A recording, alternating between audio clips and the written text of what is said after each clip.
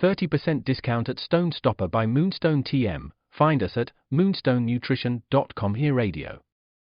Stone Stopper by Moonstone TM is a doctor-developed, science-backed kidney health solution with 30 MEq of alkali citrate to prevent kidney stones. Available in powders and capsules. Enjoy an exclusive discount with my promo code moonstonenutrition.com. Here Radio to get 30% discount. Other shows we have for you to enjoy at myclassicradio.net. The Avengers was most certainly not a household name in South Africa prior to the radio series.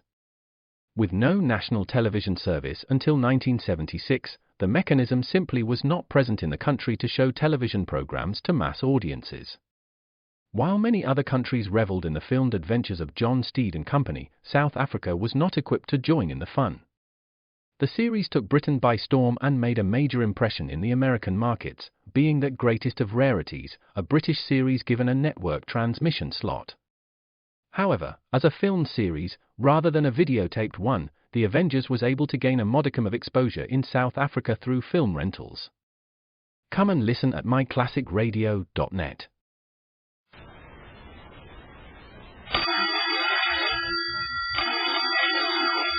Calling all detectives.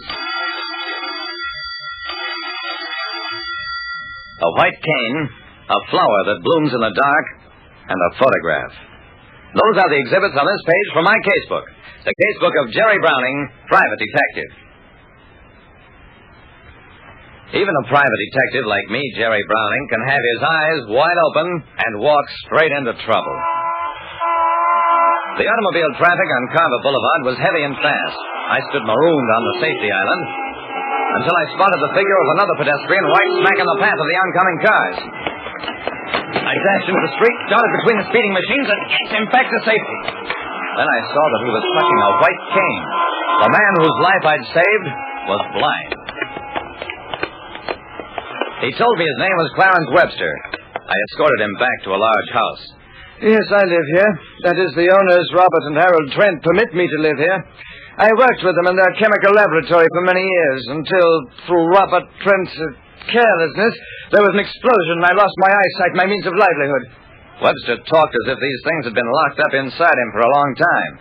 When I came out of the hospital, Robert and Harold told me I could share their home for as long as I lived. They mean well, but sometimes, like this evening, I feel I just must get away. So I take a walk. Webster was interrupted by the opening of the house door. A man in a disheveled dressing gown leaned out. Webster, what are you doing out in the street? Who's that with you? This is Mr. Browning, a gentleman who saved my life. May I ask him in, Robert? There's something I'd like him to see. I should have refused Robert's curt nod, but my curiosity got the better of me. What could a blind man want me to see?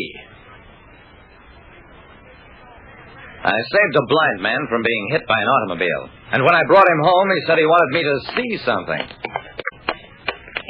It was a conservatory filled with rare and fragrant flowers.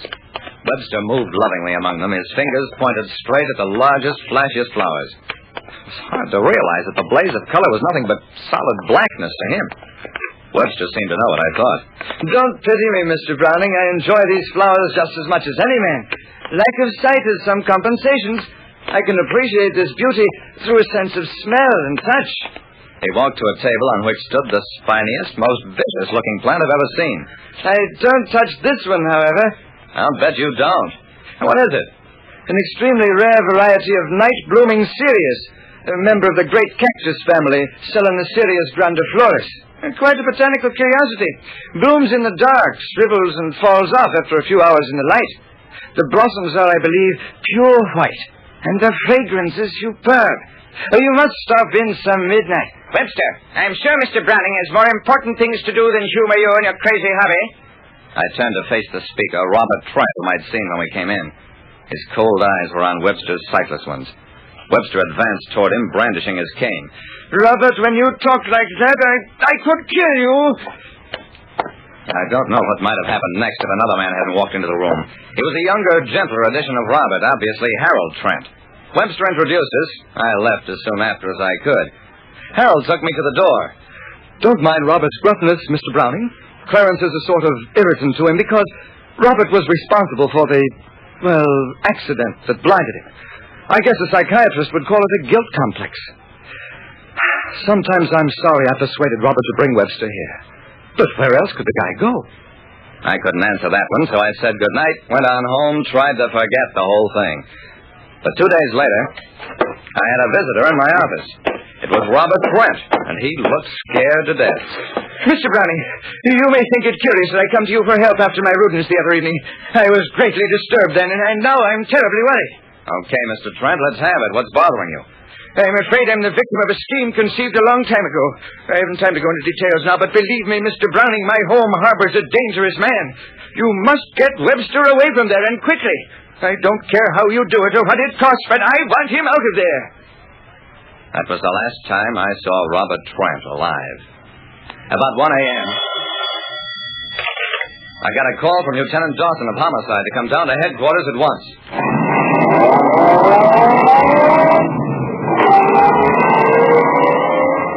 Jerry, you're wanted as a witness. Robert Trent's been killed about half an hour ago. His brother Hal stumbled over the body in the conservatory. Robert was beaten to death. With a cane? Dawson nodded unhappily. Yeah? The blind man's cane. Webster hated Robert, often threatened him. Hal says you heard one of those threats. You'll have to testify to it, Jerry. Webster's in the other room. Will you talk to him? I shook my head. After the things Robert had intimated that afternoon in my office, what I had to say to or about the blind man was strictly for the ears of the grand jury.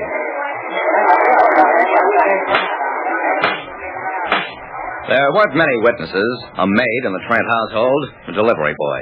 They'd both heard Robert Trent behave in a provoking manner, after which Webster had threatened to kill him. Harold Trent took the stand. I was always fond of Webster, and I'm sure he didn't mean to kill Robert. My brother was difficult to live with. I realized that, tried to make up to Webster by starting a conservatory for him, something to putter around with, take his mind off his affliction. Do I believe Webster's guilty? Yes, I do. But he had every reason to kill my brother. Robert goaded him beyond endurance. I wondered if Harold thought he was helping Webster's case. The clerk called the next witness, me. I was sworn in, told how I'd met Webster, then about Robert's visit to my office. Look at these photographs, Mr. Browning. They were taken by the police within an hour after Harold Trent stumbled upon his brother's body in the dark. Do you recognize that blood-stained murder weapon? I recognized it. And then I recognized something else. This is Mr. Webster's cane, but that's not what's important in the photograph. I know the grand jury's impaneled to hear evidence against the defendant. Just the same, I'd like to do a highly unorthodox thing. I want to offer this photograph as proof of the defendant's innocence. I took the picture over to the jury. There's a flower in this photograph. A rare variety of the night-blooming cereus, a plant that blossoms in the dark. This photograph shows those blossoms already shriveled and about to fall off. This means that the plant was exposed to light for several hours, which also means that Robert Trent was killed in a lighted room. Yet his brother says it was dark. Do you know why? Because Harold Trent knows very well that a blind man would not need light to commit murder, would in fact need darkness as an advantage over his victim.